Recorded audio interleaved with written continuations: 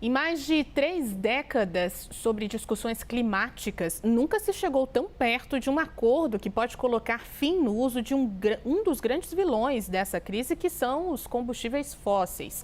Porém, há poucos dias do fim da COP28, abandonar essa forma de energia tão prejudicial ao planeta ainda não é um consenso. Rússia e Arábia Saudita, por exemplo, são contra essa proposta, ao contrário dos Estados Unidos e da União Europeia. Quem traz mais informações para a gente é o Américo Martins, que acompanha, é claro, a conferência. Américo, o que pode ser resolvido, então, nessa cúpula que já está ali quase no fim, até a terça-feira, então, tem discussão? Olá de novo, Juliana. Exatamente. Dia 12, em tese, acaba a COP. A COP tem aí uma tradição de o último dia sempre acabar extrapolando e entrando no dia seguinte. Então, podemos ali esperar que talvez a COP este ano também acabe chegando até quarta-feira, no dia 13. Mas, independente disso, a questão do petróleo é que vai definir se essa COP, a COP28, aqui em Dubai, nos Emirados Árabes Unidos, vai ser um sucesso ou um fracasso. Como você disse, as COPs nunca mencionaram claramente o petróleo e os combustíveis fósseis como o grande problema climático do mundo. Eles são os responsáveis pela maior parte da emissão de gases de efeito estufa que levaram às mudanças climáticas. Então, existe uma pressão muito grande neste momento da sociedade civil em especial e de alguns países para que o texto final da conferência fale abertamente sobre a questão do petróleo, condene os combustíveis fósseis de alguma maneira, e alguns querem, inclusive, que se comece a dar um deadline, ali, um prazo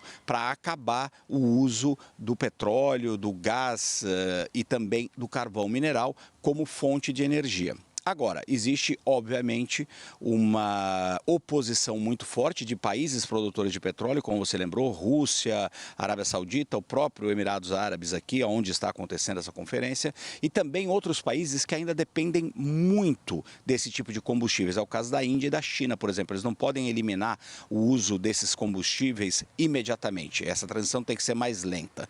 Então, está em debate aqui como vai ser feito isso. O representante chinês hoje disse que é a favor de se incluir a questão do petróleo na consulta final, mas se recusou a dizer se a China topa de fato deixar de usar petróleo. Uma proposta que vem ganhando força e da qual o Brasil faz parte, o Brasil banca essa ideia, é que os países ricos, Juliana, sejam os primeiros a abandonar a produção e o consumo dos combustíveis fósseis, dando mais tempo, mais prazo para os países em desenvolvimento fazer isso. Isso permitiria que Índia e China, por exemplo, tivessem mais tempo para se adaptar a energias mais verdes e permitiria que o Brasil, que já tem uma matriz muito limpa, continuasse explorando petróleo no pré-sal, talvez até na foz do Rio Amazonas. Então, o Brasil defendendo aí o que considera ser os seus interesses estratégicos neste momento. A ministra Marina Silva hoje, inclusive, fez um discurso na COP, na plenária da COP, em que ela pediu mais uma vez que a economia se descarbonize no mundo inteiro, disse que essa é a responsabilidade de todos,